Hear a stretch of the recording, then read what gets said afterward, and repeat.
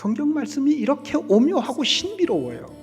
성경은 진화론과는 전혀 관계가 없습니다. 그들이 비약할 수밖에 없는 것, 왜 그렇습니까? 그들이 설명이 안 되는 거예요. 그것을 분명히 하나님께서는 창조라고 하는, 하나님의 창조로서 설명을 하고 있는 겁니다. 바로 이것이 인간의 지식이나 지혜를 뛰어넘는 하나님의 놀라운 지혜라고 볼 수 있는 겁니다. 내 모습 이대로 사랑하시네 연약함 그대로. 사도신경은 철저하게 성삼위 하나님에 대한 신앙 고백입니다. 그 중에서 맨 처음 나오는 신앙 고백은 성부 하나님에 대한 신앙 고백이지요. 나는 전능하신 아버지 하나님, 천지의 창조주를 믿습니다. 하나님을 세 가지로 고백을 하는데요. 전능하신 하나님, 아버지 하나님, 그리고 창조주 하나님으로 고백을 합니다. 전능하신 하나님, 창조주 하나님에 대해서는 이미 살펴보았고요. 오늘은 창조주 하나님에 대해서 살펴보려고 합니다. 성경을 펼치면 맨 앞에 나오는 말씀, 창세기 1장 1절 말씀이 태초에 하나님이 천지를 창조하시니라 라는 말씀으로 시작이 되는 걸 볼 수가 있습니다. 즉 창조주 하나님이라고 하는 고백, 이것은 우리 신앙 고백의 제1조라고 볼 수가 있습니다. 우리의 믿음 가장 깊은 곳에 자리 잡고 있는 신앙 고백이 하나님께서 천지를 창조하셨다라고 하는 창조주 하나님에 대한 고백입니다. 즉 모든 신앙 고백을 총괄하는 의미가 이 창조주 하나님이라고 하는 이 말 속에 다 들어가 있다고 볼 수 있습니다. 자, 그런데 하나님께서 천지를 창조하셨다라고 하는 이 창조론에 대해서 반대하는 주장이 있어요. 그것이 바로 진화론이라고 하는 이론입니다. 본래부터 물질이 있었다. 그 물질이 오랜 세월을 두고 형태만 점진적으로 발전해 왔다라고 보는 것, 이것이 이른바 진화론적인 우주관이라고 볼 수 있습니다. 이것은 헬라 철학자들에게도 찾아볼 수 있는 사상입니다. 건축가가 이미 있는 재료를 가지고 집을 짓듯이 하나님도 이미 존재하고 있는 물질을 가지고 천지를 만드셨다라고 생각하는 겁니다. 즉 창조하신 것이 아니라 이미 존재하고 있는 것을 좀 모양만, 형태만 다르게 만든 것이다라는 주장이죠. 그러니까 그 만든 것의 원재료는 달라지지 않는다라고 하는 것입니다. 그러나 히브리 사람들의 우주관은 그렇지가 않습니다. 그들은 하나님께서 우주를 창조하셨다라고 믿습니다. 즉 하나님께서 아무것도 없는 무에서 유를 창조해 내셨다라고 하는 겁니다. 이것이 바로 창조론과 진화론이 가지고 있는 가장 결정적인 차이라고 볼 수가 있습니다. 진화론적인 입장에서는 한 물질에서 다른 물질이 만들어졌다는 겁니다. 즉 유에서 유가 나온 거예요. 창조론과 진화론은 바로 여기에서 결정적인 차이가 있습니다. 진화론의 입장에서 보면 천지는 어떤 원인이 없이 그저 우연히 생겨난 것이라고 생각을 하는 겁니다. 그리고 생존 경쟁, 약육 강식, 적자 생존의 과정을 수없이 거쳐가면서 지금과 같은 형태로 발전해 왔다는 겁니다.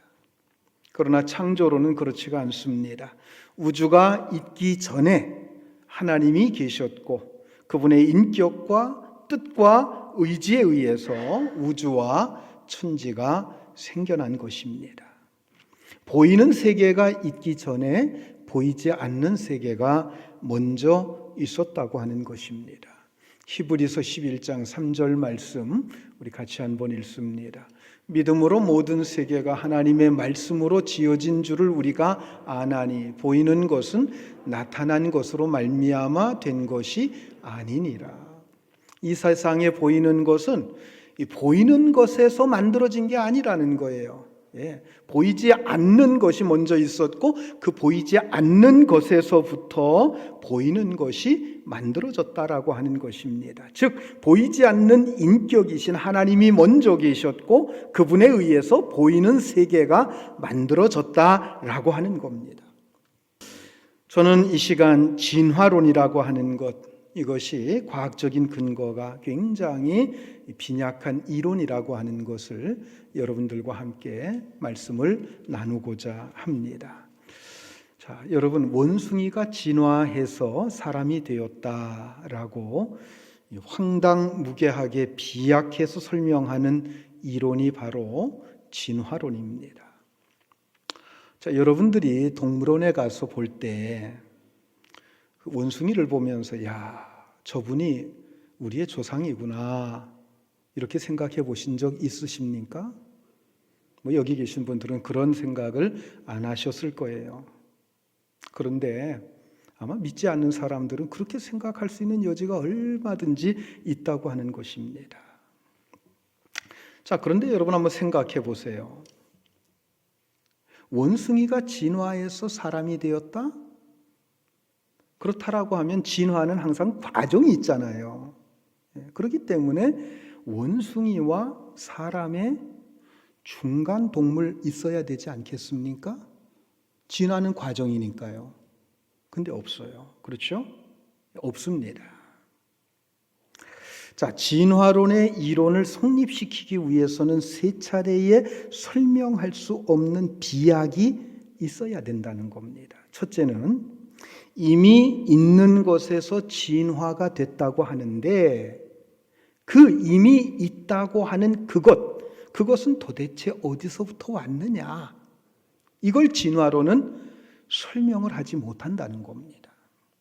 즉 무에서 유로 넘어가는 그 단계를 설명하지 못하고 그저 비약해버리는 오류가 진화론에는 있다는 것입니다. 두 번째, 무기체에서 유기체로 변화하는 과정을 진화론은 설명하지 못한 채 비약해버리는 거예요. 자, 쉽게 설명을 해드립니다. 이 말은 생명체가 없는 무생물, 쉽게 말하면 돌이나 흙이나 물이나 이런 생명체가 없는 무생물체에서 생명체가 있는 유기체로 진화하는 그 과정, 그걸 진화론은 설명을 하지 못한다고 하는 겁니다. 자, 세 번째는요, 유기체에서 인격체로 넘어오는 과정을 진화론의 이론으로는 도저히 설명할 수 없기 때문에 비약하지 않을 수 없다고 하는 것입니다. 아무리 침팬지나 오랑우탄이 우리 인간과 비슷하게 생겼다고 할지 몰라도 그런 짐승들 속에서는 도무지 인격체를 찾아볼 수가 없다고 하는 것이지요. 자, 이렇게 3단계의 비약이 없이는 무에서 유로, 무기체에서 유기체로, 그리고 유기체에서 인격체로 이렇게 발전하는 그 과정을 설명하지 못하는 것, 여러분, 이것이 진화론의 현실입니다.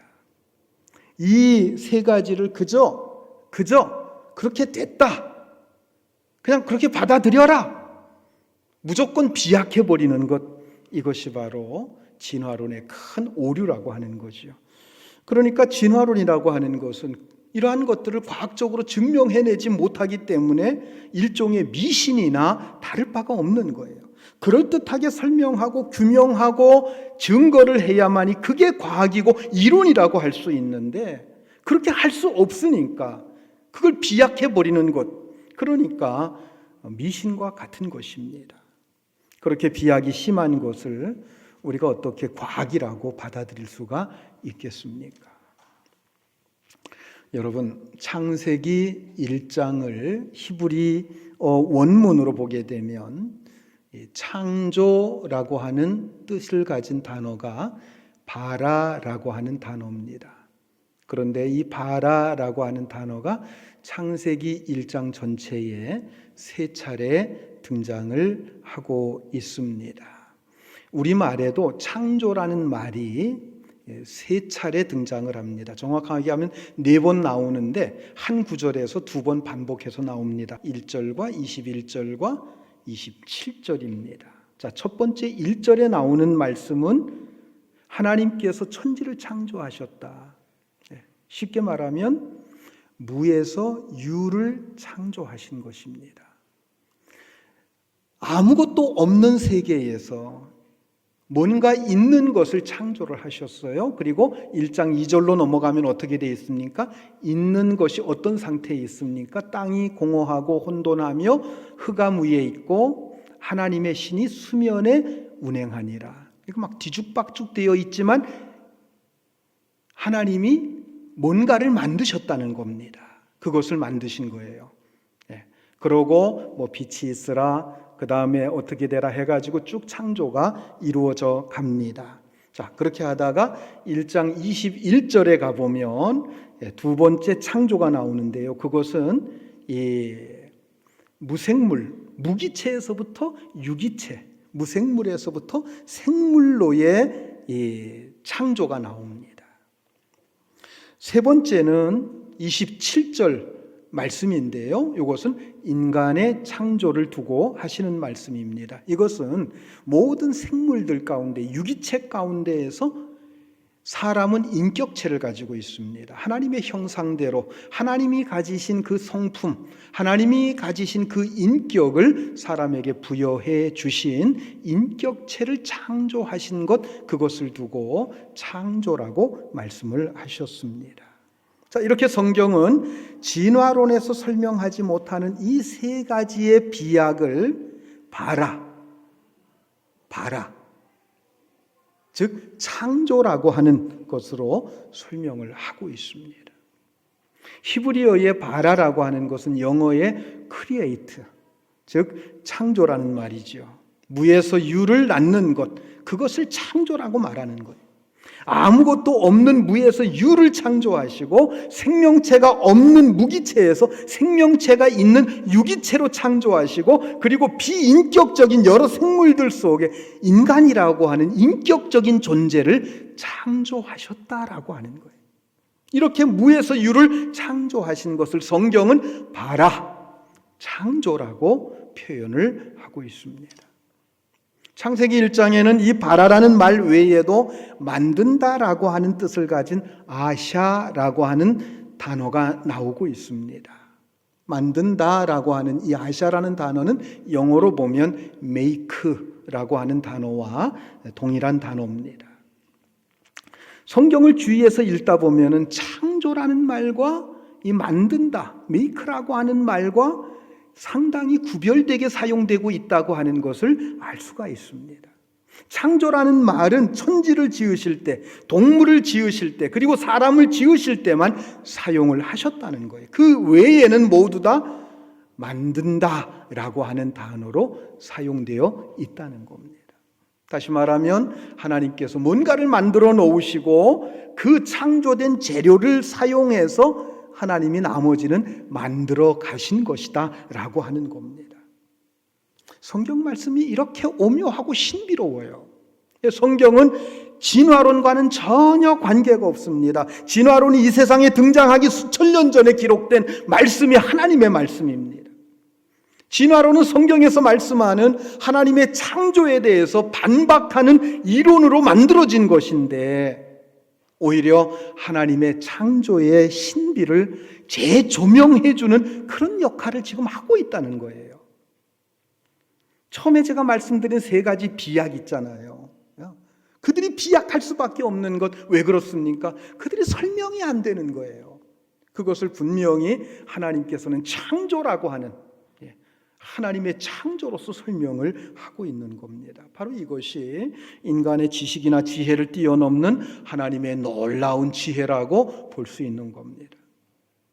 어쨌든 성경에는 하나님의 창조를 3단계로 말씀하고 있고 나머지는 모두 다 만들어졌다라고 하는 것으로 말씀하고 있다고 하는 것, 우리가 꼭 기억할 필요가 있습니다.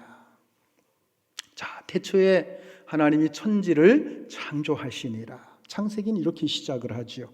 여기 천지라고 하는 말, 천지가 뭘까요? 하늘과 땅이지요. 하늘천 땅지. 천지를 창조하시니라. 하늘과 땅입니다. 자, 그런데 여기 하늘과 땅이 가지고 있는 의미가 굉장히 중요합니다.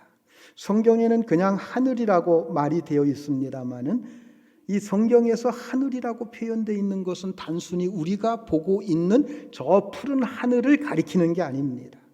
보이지 않는 세계, 영적인 세계까지도 다 포함해서 이 하늘이라고 하는 말 속에 들어와 있습니다. 그리고 땅이라고 하는 것, 이것도 단순히 육지나 흙을 가리키는 말이 아니라 물질의 세계 전체를 다 가리킨다고 볼 수가 있습니다. 하늘 위의 하늘을, 또 하늘 아래 하늘이라고 하는 표현이 성경에 나옵니다. 바로 그런 뜻이에요. 하늘 위의 하늘은 뭡니까? 우리 눈으로 볼 수 없는 영적인 세계를 가리키는 거고요. 하늘 아래 하늘은 우리 눈으로 볼 수 있는 저 푸른 창공을 가리킨다, 이렇게 볼 수가 있습니다. 즉 하나님께서는 보이는 세계, 물질의 세계만 창조하신 것이 아니라 보이지 않는 세계인 천사의 세계도 영계의 세계도 다 하나님께서 창조하신 줄 믿으시기 바랍니다. 우리는 지금까지 물질은 유한하고 정신은 무한하다, 그렇게 들어왔죠. 그런데 여러분, 현대 과학은 이걸 부정합니다. 우리 눈에 보이는 물질 세계도 결코 유한하지 않다는 거예요. 우주에 존재하는 별의 숫자가 도대체 얼마나 될까요? 별의 숫자가 얼마나 될까요? 과학자들이 수없이 천체를 관찰해 오면서 별의 숫자를 짐작해 왔습니다.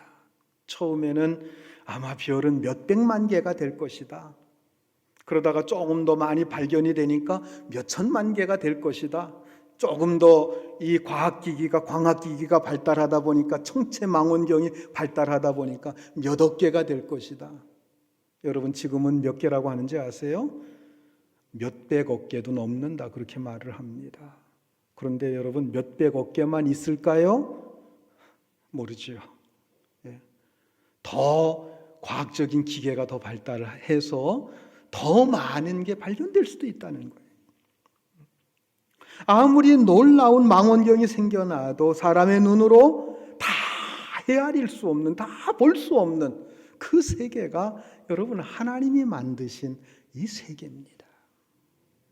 그런가 하면 우리는 미세한 세계도 그 끝을 볼 수가 없습니다. 원자니 전자니 하는 말을 합니다마는 그보다도 더 미세한 것이 끝도 없이 발견되고 있는 겁니다.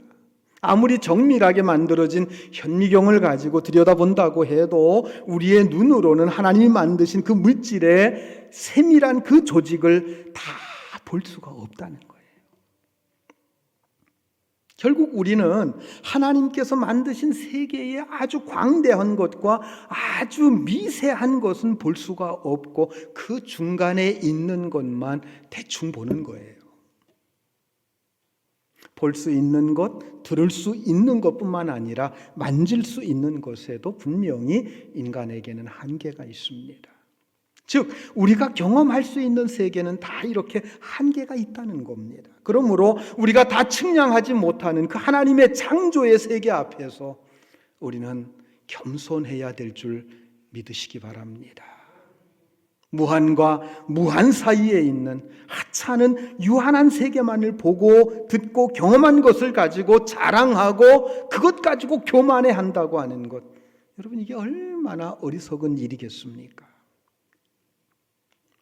창세기에 나타난 하나님의 창조 사역을 보면 하나님께서는 하나하나를 지으실 때마다 하나님께서는 심히 좋았더라, 보시기에 좋았더라, 그렇게 말씀을 하고 있듯이 하나님께서 만족해 하시고 기뻐하신 것을 볼 수가 있습니다.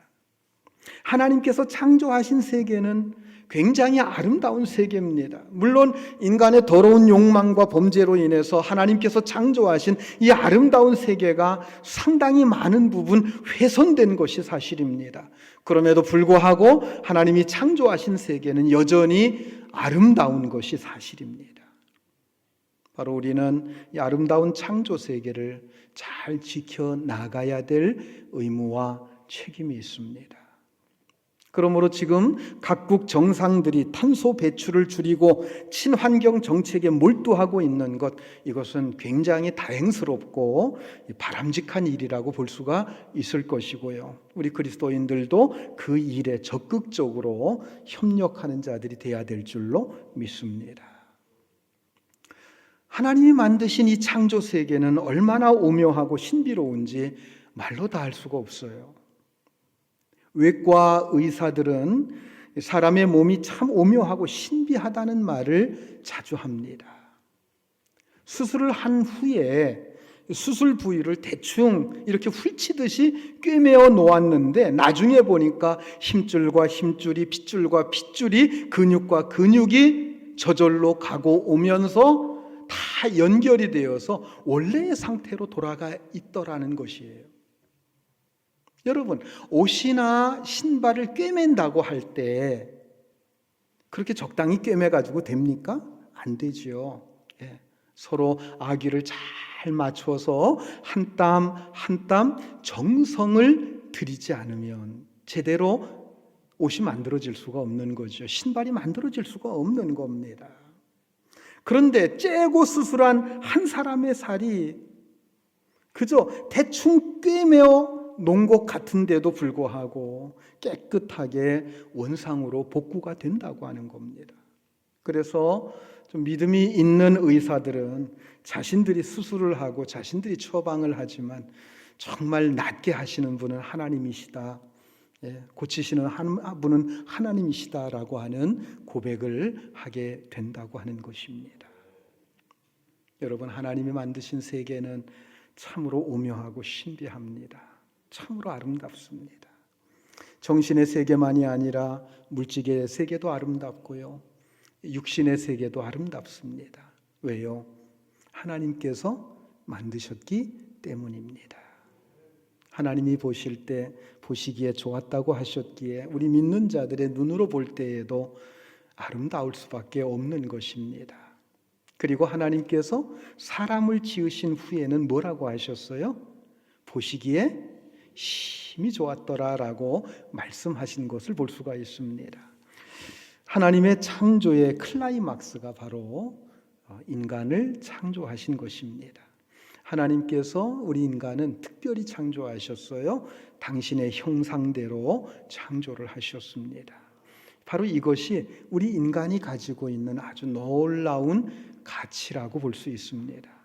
이것은 그 어떤 동물과도 비교할 수 없는 아주 놀라운 가치입니다. 분명히 인간은 동물성을 가지고 있습니다. 동물적인 본능도 가지고 있습니다. 그러나 하나님께서 하나님의 형상이라고 하는 그 하나님의 놀라운 인격과 성품을 우리 인간에게 주셨다는 거예요. 그래서 우리 인간은 다른 동물과 비교할 수 없는 아주 특별한 존재입니다. 여러분, 그렇습니다. 바로 이 창조의 신앙으로부터 우리 인간이 가지는 참된 가치를 찾을 수가 있는 겁니다. 또한 이 창조의 신앙은 우리의 본질에 대해서 굉장히 중요한 것을 가르쳐 줍니다. 우리가 창조를 인정한다고 하는 것, 이것은 바로 내가 창조되었다라고 하는 것을 뜻합니다. 뒤집어 말하면 만일 하나님께서 나를 창조하지 않으셨다고 한다면 나는 존재할 수 없다는 거예요. 즉 나는 저절로 존재하는 것이 아니라 하나님으로 말미암아 존재하게 되었다라고 하는 것을 의미합니다. 따라서 우리 생명은 그 자체가 하나님의 선물인 줄로 믿으시기 바랍니다. 우리의 하루하루의 삶도 하나님께서 허락해 주셔서 살아가는 것임을 여러분 믿으시기 바랍니다. 그러므로 날마다 생명 주신 하나님께 감사하며 살아가야 마땅할 것입니다. 그리고 생명의 근원이신 하나님을 의지하는 것, 이것이 피조물된 인간의 바른 삶의 자세요, 예배자의 마음 자세이라고 하는 것을 꼭 기억하시길 바랍니다.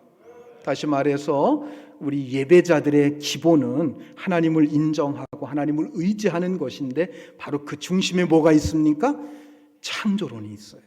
하나님께서 천지를 창조하시고 하나님께서 우리 인생들을 창조하셨다라고 하는 이 고백이 반드시 예배자의 마음속에 있어야 될 줄로 믿으시기 바랍니다.